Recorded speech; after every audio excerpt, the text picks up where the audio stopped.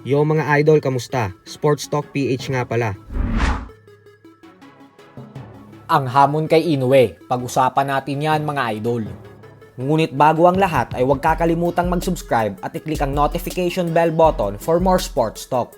So bagamat nga po kasalukuyang nasa 122 pound super bantamweight division pa din lumalaban ang 2 division undisputed world champion Japanese monster na Naoya Inoue, ay talaga naman nga pong inaabangan na ng mga kampyon ng 126 pound featherweight division ang nalalapit na pagpasok ni Inoue sa dibisyon nila. Alam naman po kasi nating lahat na nangangati na ang mga kampyon na katulad kila WBA World Champion Nick Ball na makasagupa ang binansagang halimaw ng Japan.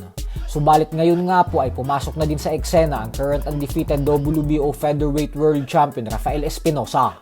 Ito po ay matapos niyang sabihin na ang laban daw kontra kay Inoue ay ang siyang pinaka-inaasam-asam niya sa lahat.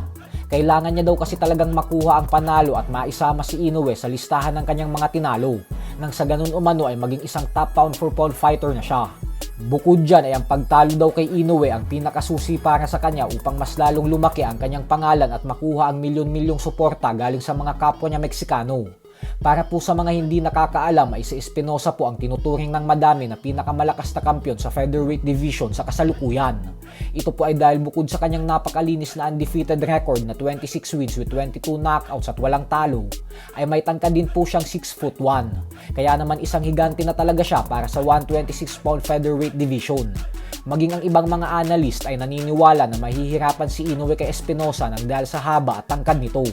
Habang ang iba naman ay sinasabing hindi daw tanga ang kampo ni Inoue para sumugal at lumaban sa isang higante na kagaya kay Espinosa.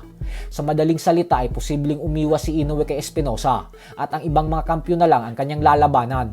Pero syempre kung ang target niya ay maging undisputed world champion din sa featherweight division, ay wala siyang magagawa kundi palagan si Espinosa.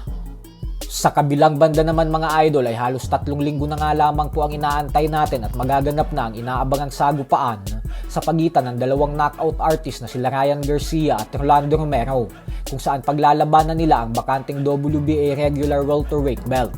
At bagamat nga po madaming fans ang kumbinsido na mananalo si Garcia via knockout, ay sinabi nga po ni Gervonta Tank Davis na may paniniwala daw siya na kayang manalo ni Romero dito.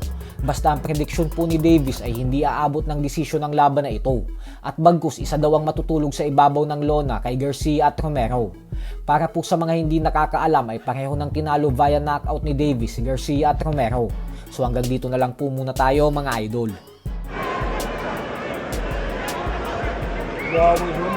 Star power.